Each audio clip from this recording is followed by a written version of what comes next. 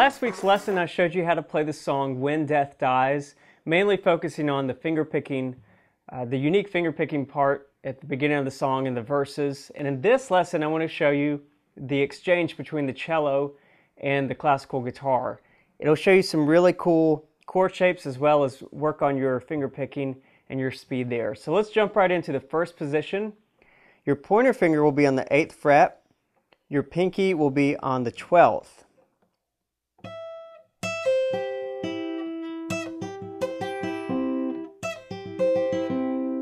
So your pinky will pull off to your pointer. Your middle finger will get the 3rd string, and that will be on the 9th fret.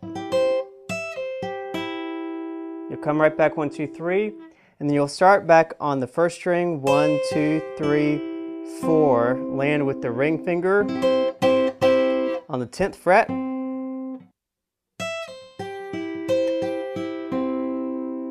Now you'll notice almost all of these positions will go back 3, 1, 2, 3, start where you started from and go back 4. And what changes, of course, is your finger position and the string, but as far as the pattern, that's what's happening with every single one. And the cello will play a part.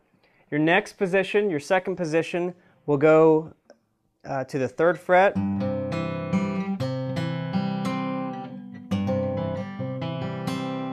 You'll start with what looks like an E shape, but with the G bass note.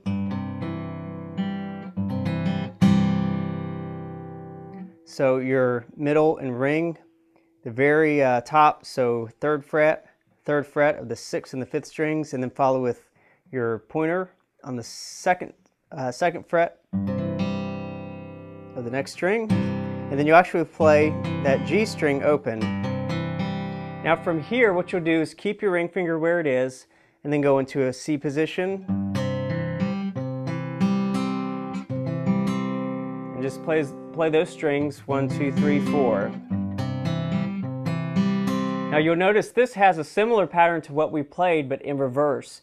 You'll actually go up 4, 1, 2, 3, 4, and then start with the C, 1, 2, 3, 4. But it still progresses higher rather than progressing lower. And this does the opposite. Okay, so you've gotten your first 2 positions. Let's jump to the 3rd position. When you started with your 12, you're actually going to go to your 11, and that will bump your pointer finger down to your 7.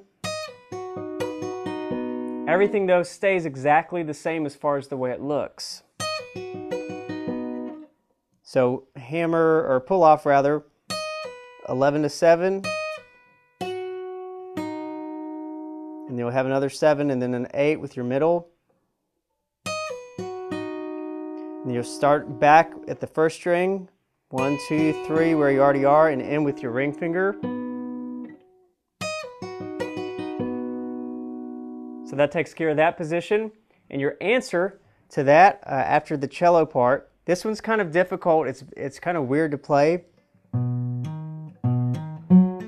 going to start on the 7 with your pointer. You're going to hammer onto 11. So that's the low E. So you'll go up 2 to your 9, hammer onto 12,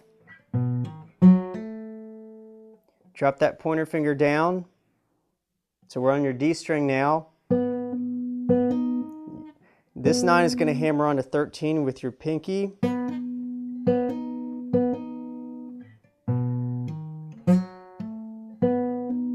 And then your last 2, you can either get with your ring and middle, or your middle and pointer. I like middle and pointer. So this is your 3rd string, will be on the 11th, and right underneath with your pointer on the 10. So all together.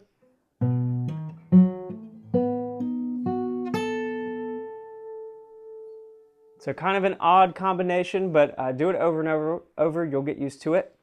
Next will be kind of an A minor position, so bar on the 5th with your pointer.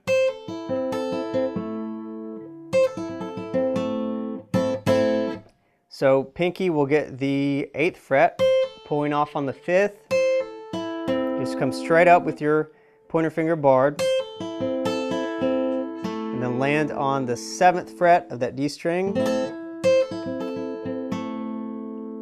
From here, you'll play an A minor and you'll hammer on the C with your pinky.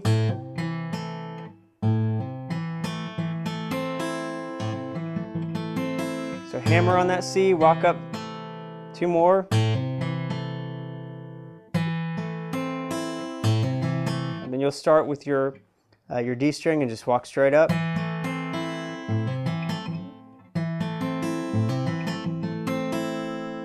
We're almost done 2 more positions. So from here, you'll go to the 7th fret and bar down. Your pinky is going to be on the 10th fret, pull off.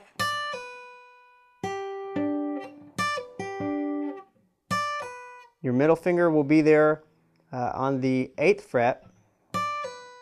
You'll come up, you're barring that 7. And then from here, you'll start again with the 1st string just like all the others. And then that ring finger on the 9th fret will get the D string or the 4th string.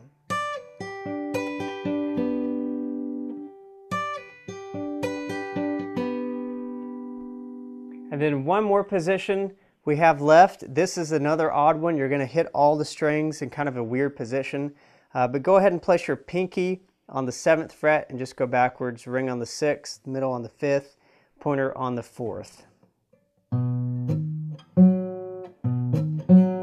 So you're going to start pinky on the 7th ring. That'll be on the 5th string on the 6th. So just 1, 2, 3. Now once you get to your pointer finger on the D string on the 4th fret, hammer on to where your pinky is on the 7th. Your pointer's going to take care of the next 2 on the 4th. Pinky will get the 7th there on the 2nd string once you get to it. And then land and end with the middle finger on the 5th. I'll play it again.